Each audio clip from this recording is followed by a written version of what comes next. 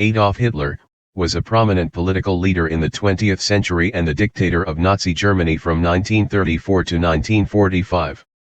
He is infamous for his role in initiating World War II and orchestrating the Holocaust, which resulted in the genocide of millions of Jews and other minority groups.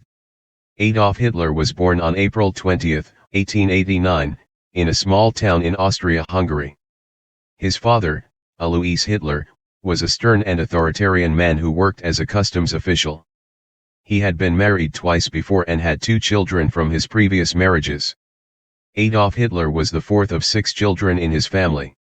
The family moved several times during Hitler's childhood due to his father's job transfers.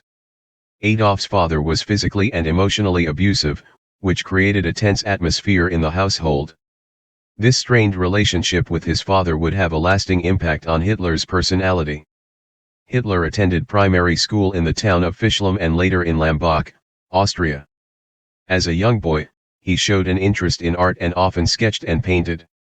He had dreams of becoming a painter and applied to the Vienna Academy of Fine Arts. However, he was rejected twice, which was a significant setback for him. In 1907, at the age of 18, Hitler left his hometown of Linz for Vienna, Austria, where he hoped to pursue a career in art. In Vienna, he lived a bohemian lifestyle, struggling to make ends meet by selling paintings and working odd jobs. During this period, he became increasingly interested in politics and began developing his anti-Semitic and nationalist beliefs, influenced by Vienna's political and social climate. At the outbreak of World War I in 1914, Adolf Hitler was living in Vienna, Austria. He was a citizen of Austria-Hungary at the time.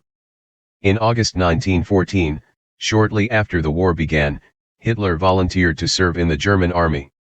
He was not a German citizen but identified strongly with German nationalism. Hitler served as a soldier on the Western Front, primarily in Belgium and France. He was assigned to the Bavarian Reserve Infantry Regiment 16 and later to the List Regiment. During his time as a soldier, Hitler was exposed to the harsh realities of trench warfare and combat. In October 1916, he was wounded in the leg during the Battle of the Somme, a major battle on the Western Front. He spent several months in a hospital recovering from his injuries. For his service during the war, Hitler received several military awards, including the Iron Cross, both the second and first class. The Iron Cross was a prestigious German military decoration for bravery. World War I had a profound impact on Hitler. It solidified his sense of German nationalism and contributed to his growing disillusionment with the post-war Weimar Republic and the Treaty of Versailles, which imposed harsh penalties on Germany. After the war, Hitler returned to Munich and became involved in politics.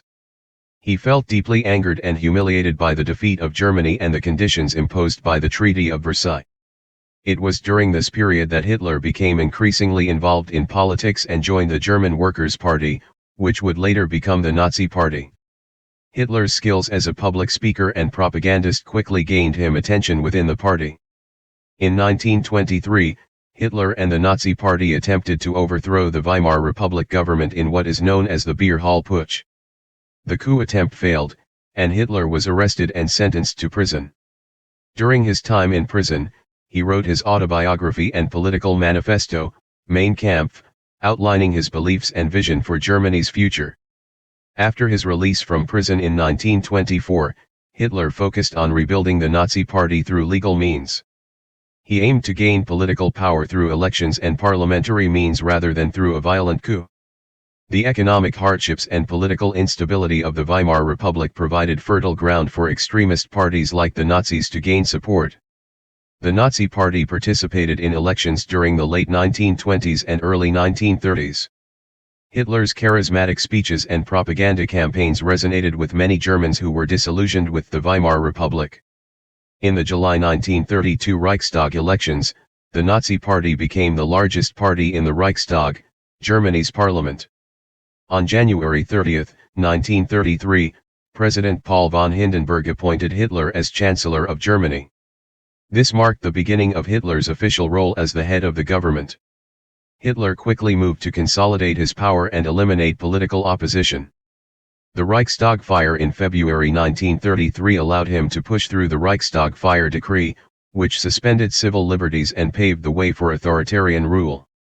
In March 1933, the Reichstag passed the Enabling Act, which gave Hitler the authority to enact laws without the Reichstag's approval, effectively granting him dictatorial powers.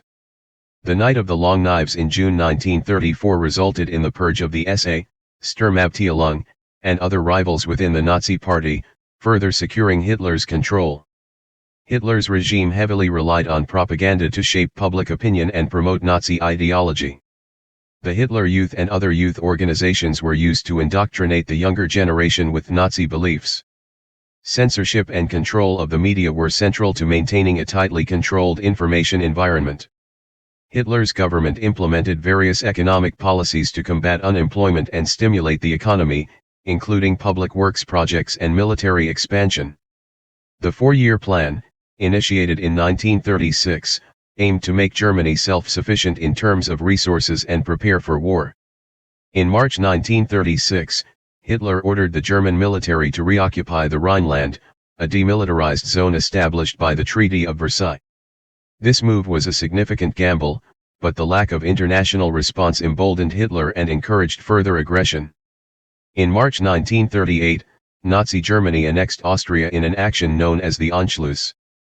Hitler justified the annexation on the grounds of uniting German-speaking peoples, but it was a violation of the Treaty of Versailles. In September 1938, Hitler, British Prime Minister Neville Chamberlain, French Premier Édouard Daladier, and Italian dictator Benito Mussolini signed the Munich Agreement. This agreement allowed Germany to annex the Sudetenland, a German-speaking part of Czechoslovakia, without military intervention, further appeasing Hitler's expansionist ambitions.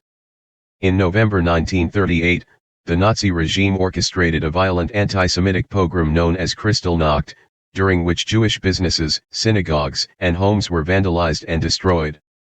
In March 1939, Hitler violated the Munich Agreement by occupying the remainder of Czechoslovakia.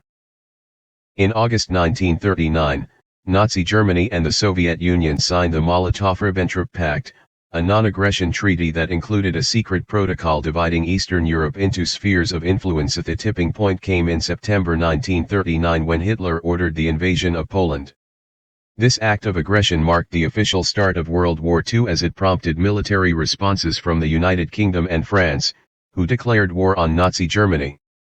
Hitler's military strategy, known as blitzkrieg or lightning warfare, involved rapid and overwhelming attacks that caught enemy forces off guard.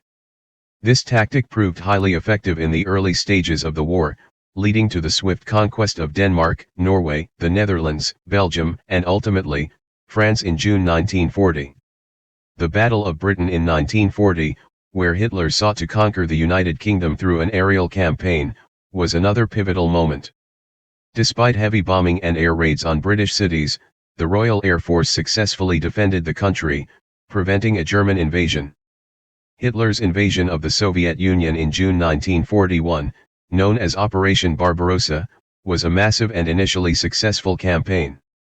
However, it eventually bogged down due to determined Soviet resistance, marking another turning point in the war. One of the most horrifying aspects of Hitler's role in World War II was the Holocaust.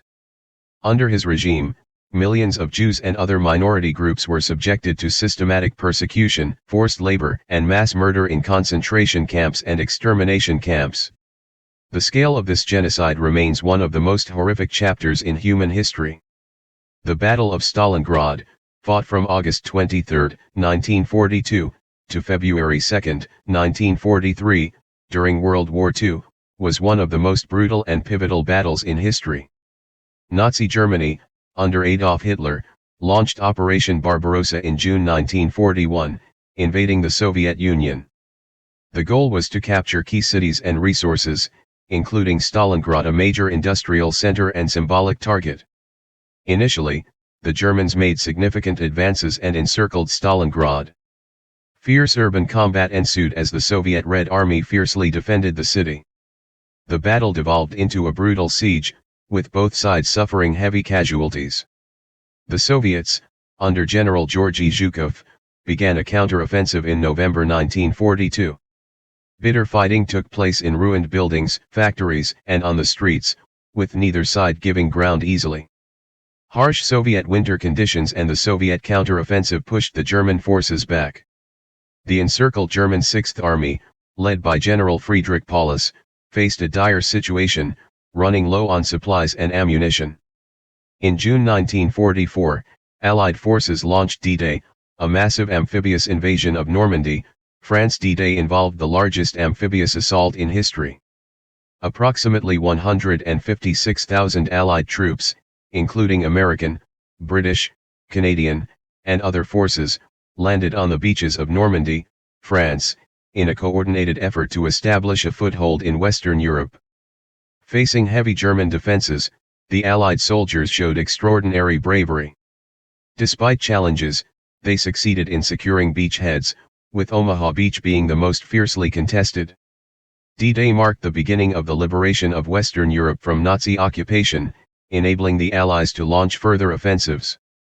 As the Allies advanced on multiple fronts, Nazi Germany's situation became increasingly desperate.